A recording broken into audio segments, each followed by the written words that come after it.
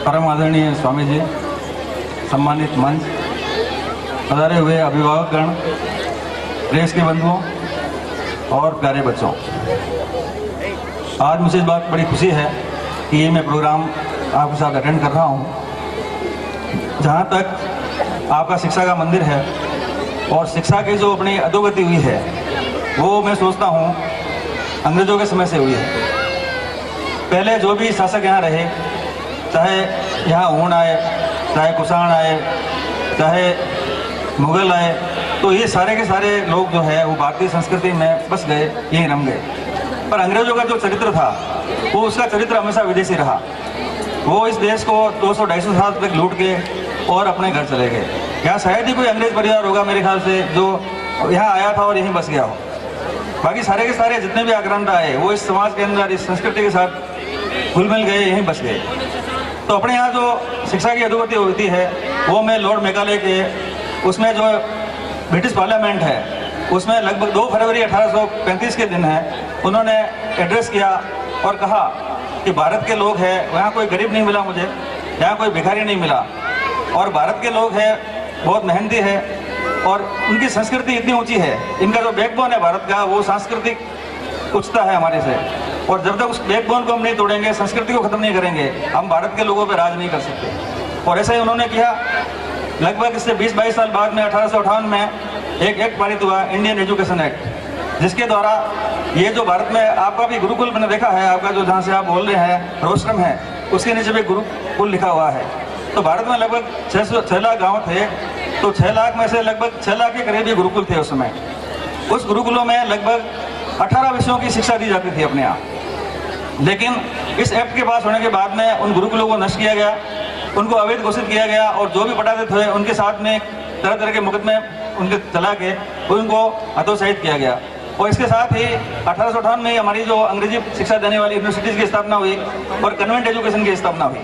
इन सब के साथ में प्रयास ये किया गया कि केवल अंग्रेजी पढ़ाते थे, उनका ये उद्देश्य था इन विद्यालयों से, इन कॉलेजों से, विश्वविद्यालय से पढ़ने वाले लोग हैं वो होंगे तो भारतीय, लेकिन उनका जो सोच होगा वो अंग्रेज होगा और वो अंग्रेजी चीज़ों को ये महान मानेंगे। तो आज ये शिक्षा पद्धति चली आ रही है हमारी उस समय से, तो उसको हम अपन रिकवर नहीं कर पाए हैं। तो ये अच्छा प्रयास होगा कि ये जो आपकी संस्था है वो अंग्रेजी शिक्षा के साथ साथ भारतीय संस्कृति को भी भूले नहीं, तो बहुत अच्छा होगा। अपने यहाँ जो एक बार देखें, भगवद गीता से लेके आज तक जितने भी हर शताब्दी में मतलब अनेक महान पुरुषों ने जन्म लिया है, उनकी पूरी की पूरी एक श्रृंखला है। तो हमारे यहाँ जो हिंदुस्तान ने सबसे बड़ी जो देन है विश्व को दी है वो है मतलब सोल साइंस, आत्मा की जो विज्ञान है वो सबसे बड़ी हमारी देन है पूरे विश्व को। हम basically we are soul, we are not the body, we are not the intellect. अपने रमन महर्षि कहते हैं कि हु आर यू, आप कौन हैं, इसको सोचें तो मालूम पड़ता है कि हम केवल शरीर नहीं है, बुद्धि भी नहीं है, मन नहीं है, अहंकार नहीं है, ultimately we are the basically we are soul. आप जब सोते हैं, मैं कह रहा हूँ इस देश का बहुत बड़ा उद्योगपति है, बहुत बड़ा राजा है, बहुत बड़ा शक्तिशाली है, जो भी है, जब सोता है तो सारे के सारे अपने आभूषण उतार के सोता है, सारे बोर को जब तक वो दिमाग से नहीं निकाल देता उसको नींद भी नहीं आती है। और जब अपन गहरी निद्रा में होते हैं तो उसके अपने सामने अपन क्या है, अपन कोई हिंदू है, मुसलमान है, अपनी जाति क्या है, कुछ पता नहीं चलता है, और ये भी पता नहीं चलता है कि हम स्त्री है पुरुष है, लेकिन ये हमेशा रहता है कि वी आर, हमारा एग्जिस्टेंस कोई न कोई है। तो बेसिकली वी आर सोल, हमारा एग्जिस्टेंस है, चैतन्य है, और वो चैतन्य हमेशा रहता है। तो ये हिंदुस्तान की बहुत बड़ी खोज है। और अपने जो आध्यात्मिक जितने भी पुरुष हुए हैं, तो मैं ये चाहूँगा कि जो संस्था है पूजा इंटरनेशनल, अपने इस विद्यालय में, अपने इस विद्यालय के पुस्तकालय में कम से कम जो अपने आध्यात्मिक संत आज तक हुए हैं उनकी पुस्तकें रखें और उनके ज्ञान में इस चीज़ को भी शामिल करें, तो बहुत ही अच्छा होगा। बाकी मैं SBM के बारे में जो कहना चाहूँगा, स्वच्छ भारत मिशन के बारे में, इस मिशन के तहत अपने पश्चिम बंगाल को पीछे छोड़ते हुए राजस्थान आज की तारीख में शौचालय बनाने में प्रथम स्थान पे है। अभी नागौर का कुछ समय पहले अपना 29वीं पोजीशन थी शौचालय बनाने में, तो अपने कलेक्टर साहब का जो डायनेमिक लीडरशिप है उसके तहत लोगों ने काम करके, अधिकारियों ने और पूरी जनता के सहयोग से अपन नागौर को 8वें स्थान पर ले आए। ये बहुत बड़ी अच्छी बात है। और यहाँ भी नगर पालिका में जो है अपने जितने भी सरकारी विद्यालय है उसके अंदर भी जो बच्चे हैं पॉलीथीन इकट्ठा करके अपने घर से स्कूलों में ले जाते हैं और नगर पालिका उनको वापस इकट्ठा करने की व्यवस्था करते हैं। तो मैं आपसे पूजा इंटरनेशनल के जो भी है, विशेष रूप से बजरंग सिंह जी से चाहूँगा कि आपके भी जो घरों में जो बच्चे यहाँ से आते हैं, अगर उनके घर में कोई भी पॉलीथीन है यहाँ ले आए और नगर पालिका से इकट्ठे करने की व्यवस्था हम लोग कराएंगे, ताकि ये पॉलीथीन जो बिल्कुल रिसाइकिल नहीं होता है, तो उसके लिए भी अपन इसको समाप्त करने के लिए योगदान कर सकें। और आज आप लोगों ने मुझे बुलाया, मौका दिया, बहुत बहुत धन्यवाद। और मैं विशेष रूप से आपका जो प्रेजेंटेशन है, आपके कार्यक्रम है, उनकी भी तारीफ करना चाहूँगा, क्योंकि बच्चों को बहुत सी मेहनत करा रहे हैं। और बाकी विशेष रूप से बजरंग सिंह जी ये प्रार्थना करता हूँ इन सबसे कि आप और अच्छे विद्यालय को बढ़िया बनाएं। और अंग्रेजी के साथ में केवल अंग्रेजी बोलना ही पर्याप्त नहीं है, अंग्रेजी में शिक्षा प्राप्त करना ही पर्याप्त नहीं है, इंटेलेक्चुअल ज्ञान भी प्राप्त नहीं है, क्योंकि जब तक संस्कृति से नहीं जोड़ेंगे भारत की, तब तक इसका कोई ज़्यादा उदार नहीं हो सकता। और अपने इंडियन माइंड है, उसकी कहीं कमी नहीं है, चाहे साइंस में हो, चाहे आपके टेक्नोलॉजी में हो। आप अमेरिका में चले जाएं तो इंडियन माइंड्स की आज भी आपको मिलेगा, खुद मिलेगी।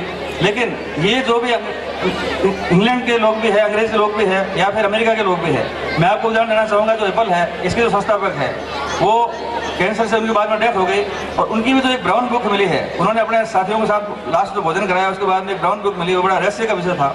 और उस ब्राउन बुक के अंदर वो जो किताब निकली, वो किताब थी ऑटोबायोग्राफी ऑफ योगी भाई परमहंस योगानंद। तो जब एप्पल के जो बहुत बड़े संस्थापक थे, उनके ये निकल सकते हैं, तो अपना वो भी लोग आध्यात्म से घृणा करते हैं और कहते हैं कि वो भी जो नीम करोली के है महात्मा है, वो आए थे। अभी मोदी जी वहाँ गए अमेरिका के अंदर, तो उनको एक जो लीडिंग IT कंपनी है, उनके संस्थापक ने बताया कि मुझे, उन्होंने कहा था एप्पल के संस्थापक ने कि एक मंदिर था, वहाँ जरूर जाता था, और मेरी समस्या जहाँ सोल्व नहीं होती थी, वहाँ उस मंदिर में जाके मेरी सारी समस्या सोल्व हो जाती। तो वो नीम करोली बाबा कहते हैं मंदिर उनका था, वहाँ पे भी वो लोग जाते थे।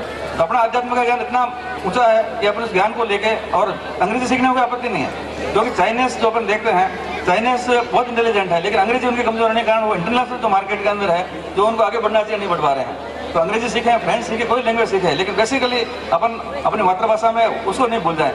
अपन 2 साल के बच्चों को या 3 साल के बच्चों को भर्ती करते हैं और केवल वो डेडी मम्मी करता रहता है, अपन उसको बेसिक संस्कृति का ज्ञान नहीं है, अपनी भाषा का ज्ञान नहीं है, अपनी क्या लोकोक्तियाँ हैं, अपने क्या मुहावरे है, तो बेसिक चीज़ से अपन भटक नहीं जाए।